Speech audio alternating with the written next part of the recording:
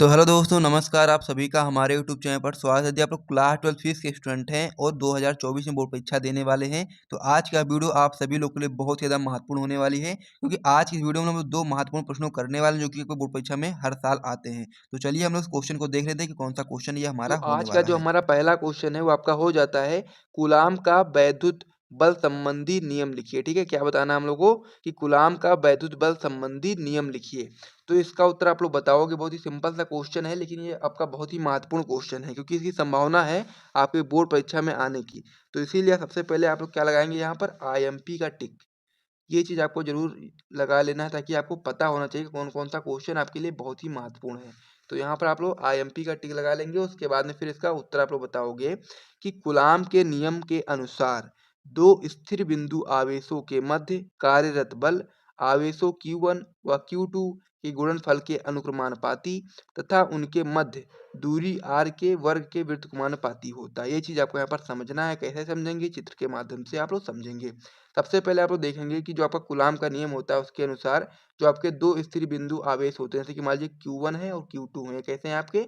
2 स्थिर बिंदु आवेश हैं। अब इनके मध्य में जो कार्यरत बल है, कार्यरत बल जो आपका है वो आपका आवेशों, यानी कि आवेश कौन-सा है? Q1 है और Q2 है, के गुणनफल, यानी कि इन दोनों का गुणन कर देंगे और उसके गुणनफल के अनुक्रमानुपाती होता है, जो कि आपका कार्यरत बल होता है। ठीक है?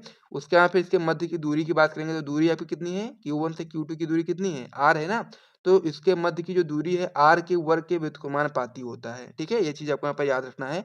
तो यहाँ पर आप लोग देखेंगे f अनुक्रमानुपाती Q1 Q2, ये चीज यहाँ पर बताया गया था कि आवेशों Q1 व Q2 के गुणनफल के अनुक्रमानुपाती होता है, यानी कि f अनुक्रमानुपाती Q1 Q2। इसको हम लोग समीकरण 1 बना लेंगे।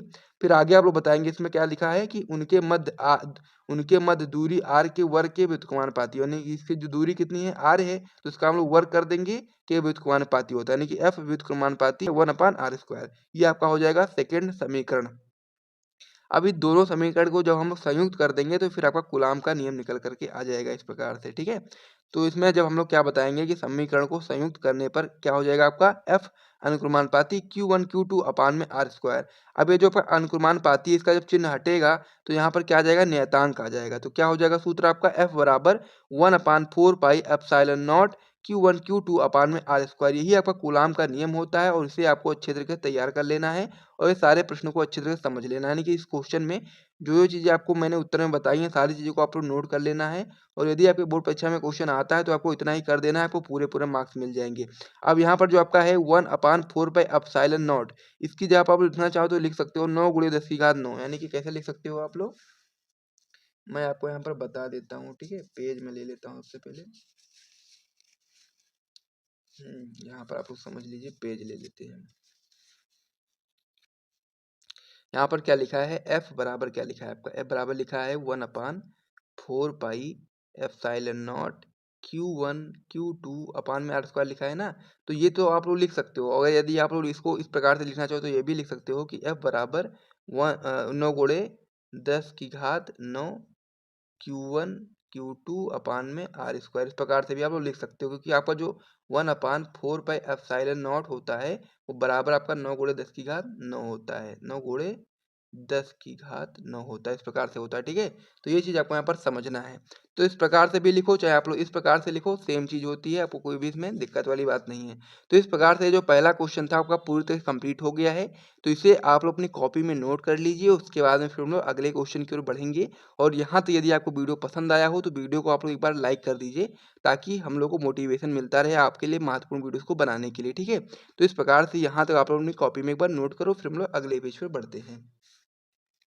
तो अब हमारा जो अगला क्वेश्चन होने वाला है, वो क्या होने वाला है, आइए देखते हैं। तो जो आपका लघु उत्तरीय प्रश्न होता है, उसमें ये बहुत ही महत्वपूर्ण प्रश्न हो जाता है, जो कि आपका हो जाता है कि वैद्युत फ्लक्स से आप क्या समझते हैं, इसे आवश्यक सूत्र देते हुए समझाइए। बहुत ही इंपॉर्टेंट क्वेश्चन होता है, इसीलिए आपको यहाँ पर BIMP यानी कि वेरी इंपॉर्टेंट का टिक लगा लेना है, क्योंकि ये बहुत ही महत्वपूर्ण प्रश्न है और आपके बोर्ड परीक्षा 2024 में आ सकता है। तो इसीलिए इस पर आपको वेरी इंपॉर्टेंट का टैग लगा लेना है। ठीक है, अब इसका उत्तर किस प्रकार से होता है, सबसे पहले आइए समझते हैं। तो इसमें आपको सबसे पहले इसके चित्र को समझ लेना है। यदि आप लोग इसके चित्र को समझ गए ना, तो फिर आपको इस परिभाषा को लिखने में कोई भी समस्या नहीं आने वाली है। तो सबसे पहले आपको चित्र पर ध्यान से देखना है। तो यहाँ पर क्या दिया गया है, मान लीजिए आपको इस प्रकार से कोई एक पृष्ठ बना हुआ है। अब पृष्ठ के मध्य से जो है आपको ये देख पा रहे हैं रेखाएँ निकल रही हैं, इसको हम लोग क्या बोलते हैं, वैद्युत बल रेखाएँ बोलते हैं, ठीक है?